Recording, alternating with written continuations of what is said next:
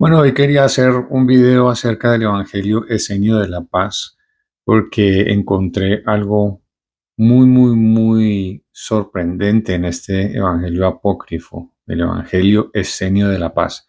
En este Evangelio Jesús explica cómo una persona se puede sanar de enfermedades muy complicadas. En ese entonces pues no existía la terminología cáncer, por ejemplo, pero creo que podría aplicarse muy bien a enfermedades que generan, por ejemplo, tumores, que generan malos olores. Imagínense esto, para que una enfermedad genere malos olores es porque de verdad es muy complicada.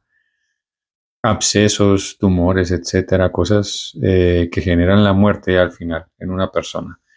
Y aquí en este Evangelio Esenio de la Paz, Jesús nos explica algo por lo menos asombroso. Me llama mucho la atención cómo Jesús habla de cómo los pecados se pagan de alguna forma espiritualmente. O sea que cuando una persona entra en excesos, en glotonerías, en todo este tipo de cosas, digamos, ¿no? Lujurias, habla también, empieza a contraer deudas, una especie de deudas espirituales. Y ahí es donde viene Satanás y sus demonios a apoderarse de ese cuerpo. Y esa es la causa de la manifestación de las enfermedades. Esta es una visión bien particular, digamos, ¿no? Porque, bueno, nosotros hoy en día nosotros no tenemos esta cosmovisión. Para nosotros las enfermedades provienen de la nada como mucho de nuestros malos hábitos, ¿no? Pero nunca le damos como ese tipo de trascendencia tan profunda. Entonces aquí hay un pasaje donde habla, por ejemplo, paguen sus deudas porque el Padre Espiritual los ama. No le den cabida a Satanás porque si entran en glotonerías, en excesos, en lujurias, todo eso, entonces Satanás va a entrar allí y va a hacerles pagar hasta lo último de sus deudas, ¿no? Me encanta el Jesús que se muestra, además aquí en este Evangelio Esenio, porque es un Jesús que nos habla, por ejemplo, de la Madre Tierra. Esto es bien curioso, ¿no? Porque normalmente la Madre Tierra está asociado con la nueva era, con el Medio Oriente, todo eso, pero aquí tenemos un Jesús que nos habla de la Madre Tierra. Aquí hago un paréntesis que creo que merece la pena. El Evangelio de Senio hace parte de los evangelios, digamos, apócrifos. Fue descubierto como parte de los rollos del Mar Muerto. La comunidad esenia, que era una comunidad muy particular porque eran comunidades bastante estrictas en cuanto a su espiritualidad, a su religiosidad. Y hay bastantes indicios que personajes, por ejemplo, como Juan el Bautista, muy probablemente eran esenios. Y los esenios, a raíz de esa relación con Juan el Bautista, empezaron también a seguir a Jesús. Eran personajes que de hecho hoy en día ya los esenios fue una comunidad que como que se desapareció de un momento a otro y la teoría más mmm, aceptada tal vez o de lo que más se habla es que los esenios se convirtieron en cristianos después de que hubo la diáspora, la persecución del cristianismo en Israel por esa época, después de la destrucción del templo, todo eso, bueno, hubo una diáspora de los cristianos y todo indica que los esenios se convirtieron en cristianos y se unieron a las comunidades que existían en ese momento. Por eso se habla también que el cristianismo del primer y segundo siglo hasta que llegó, pues, como tal, la Iglesia Católica, a fundar la Iglesia Católica y a dar los cánones y esto es lo que se cree y tal. Antes de eso el cristianismo era muy heterogéneo, no era para nada monolítico, habían una serie de múltiples sectas de diferentes personas, gentes, comunidades que creían o practicaban el cristianismo de una forma diferente. Un ejemplo de eso muy seguramente son los esenios, que tenían una forma ya muy particular de vivir su espiritualidad y su relación, digamos, ¿no? con Jesús, porque estaban más en contacto con este Jesús llamémoslo místico, llamémoslo metafísico, tal vez, no sé cómo decirlo, pero creo que me entiendes más o menos la idea, ¿no? Así que bueno, continuando con los misterios aquí revelados en el Evangelio Esenio de la Paz, vemos a un Jesús, por ejemplo, que nos cuenta mucho más en profundidad la parábola del Hijo Pródigo, esa parábola tan hermosa que mundialmente es reconocida. Yo creo que todo el mundo ha escuchado sobre la parábola del Hijo Pródigo, pero él acá nos da mm, más una profundidad mayor de esta parábola.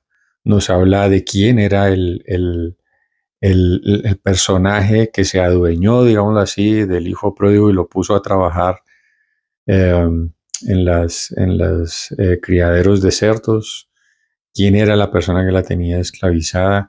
Nos habla que el hijo pródigo volvió varias veces donde su padre a decirle, padre, por favor, líbrame, y el padre pagaba y el hijo pródigo estaba en un ciclo vicioso de gastar, gastar, gastar, siempre excesos, y ahí fue donde el padre del hijo pródigo decidió decir, no más, corto el chorro, ya no más, ahora vas a pagar tus deudas, y ahí es donde cae en manos de la persona que lo pone a trabajar en los criaderos de cerdos. Finalmente el hijo pródigo se arrepiente, el padre paga toda su deuda y él se vuelve como el supervisor o el jefe de la hacienda de su padre, y llega un momento en que se vuelve tan bueno siendo supervisor de los bienes de su padre, de sus ganados y todo lo demás, que el padre le dice, estoy muy contento porque ahora ya te puedo dar todo lo que tengo, te entrego todo lo que tengo, mi ganado, mis tierras, todo, absolutamente. Tú eres el legítimo heredero y lo has hecho muy bien.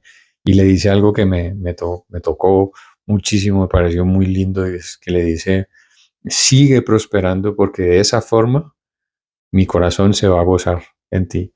Y Jesús toma eso y les dice a los discípulos que están compartiendo en este contexto del Evangelio Esenio, ustedes paguen sus deudas mediante el ayuno y la oración, porque Satanás solamente se va a alejar por medio del ayuno y la oración. Esa es la única forma de sacarlo del cuerpo de ustedes y de que ustedes paguen sus deudas. Pero el amor del Padre es tan infinito, es tan grande, que a ustedes les acepta pagar las deudas de 7 años en 7 días, al igual que el Hijo Pródigo. Y es así como conecta la parábola con la enseñanza que les está dando sobre el ayuno en ese momento. Entonces es hermoso ver cómo una persona en ese momento entiende que para liberarse de sus enfermedades, de las peores enfermedades que existían en ese momento, incluso la lepra, hay un caso de un leproso ahí también, mediante el ayuno y la ayuda de los ángeles. Este es algo también bastante curioso porque nos describe el ángel de la tierra, el ángel del viento, el ángel del sol y el ángel del agua, 4 ángeles. Y dice, si ustedes entran, digamos, en comunión con los ángeles del Padre y le piden ayuda a los ángeles para que purifique su cuerpo, entonces van a lograr pagar sus deudas más rápido y sacar a Satanás del cuerpo de ustedes. Cuando habla de sacar a Satanás, habla en términos de las enfermedades. Entonces esto es maravilloso ver cómo existe, digamos, una cosmovisión, llamémosla así, diferente sobre los ángeles.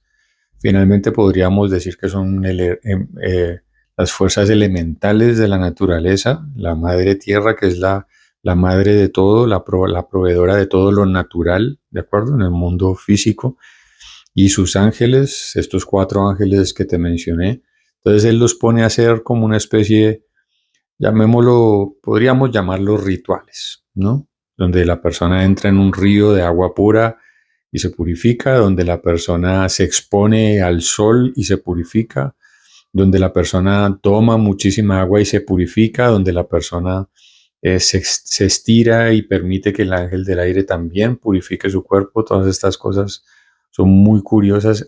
También hay llamémoslo ritual porque no encuentro una mejor palabra en estos momentos, donde Jesús le dice que se unte barro en el cuerpo para sanarse. Creo que es algo de las piernas específicamente lo que cuenta ahí. Al final hay una historia muy impactante de una persona que no se sanaba, llevaba 3 días, 4 días ayunando y Jesús le dice, ten paciencia, persevera porque en el séptimo día va a llegar tu sanidad. Y él mismo se encarga, digamos, de sacar algo parecido a una tenia que lo tenía esclavizado este pobre hombre que no lo dejaba sanar. Y al final Jesús le saca esta tenia y esta persona se sana de la enfermedad que tenía, que lo tenía ya medio muerto. Así que lo interesante que es de toda esta historia, lo que me parece asombroso, es que si nosotros leemos, digamos, estas informaciones o estos textos no desde un punto de vista teológico, tampoco desde un punto de vista científico, si pasó, si no pasó, quién lo dijo, quién lo escribió, nada de esto no, sino tratando de extraer realmente las enseñanzas que están allí, entonces vamos a crecer muchísimo porque hoy en día la ciencia incluso nos ha explicado y nos ha dicho que el ayuno es un elemento supremamente efectivo a la hora de curar enfermedades como el cáncer.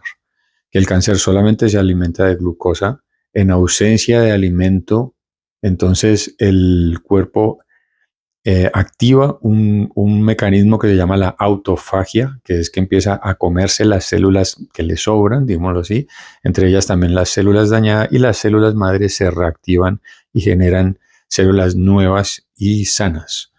Entonces, fíjate cómo la ciencia hoy en día nos está de alguna forma corroborando algo escrito hace miles de años en un texto perdido, pero que gracias a Dios se ha recuperado junto con un montón de textos apócrifos como los de Qumran, las cosas de Qumran. Entonces, bueno, esta es la reflexión, poder acercarnos nuevamente a las enseñanzas bíblicas o a las enseñanzas de Jesús, particularmente con nuevos enfoques, con nuevos lentes, ya no con un lente teológico solamente, no con un lente histórico o científico, porque la verdad es que vamos a ganar muy poco. Es mi conclusión, ¿no? Por lo menos, dime tú qué piensas. Pero si yo ya tengo una teología, ya la tengo clara, bueno, ok. Si yo me intereso por la parte histórica, también está chévere, pero en realidad eso no nos va a aportar mucho desde el punto de vista del crecimiento personal. En cambio, si le doy una lectura que le hemos llamado metafísica, metafísica entiéndase por el estudio del origen, la estructura y la naturaleza de la realidad, que en eso Jesús era un maestro y la Biblia entera, por eso yo digo que es un libro metafísico, porque nos enseña el origen, la estructura y la naturaleza de la realidad como ningún otro libro. Si nos acercamos a la Biblia con esos lentes, vamos a aprender y a crecer muchísimo. Dime qué piensas. ¿Tú qué opinas de esto? ¿Tú qué opinas de estas reflexiones? ¿Habías pensado en la Biblia alguna vez como un libro metafísico? ¿Te interesaría conocer más? Déjamelo en tus comentarios. Acuérdate de suscribirte al canal para más contenido como este y nos vemos en un próximo video.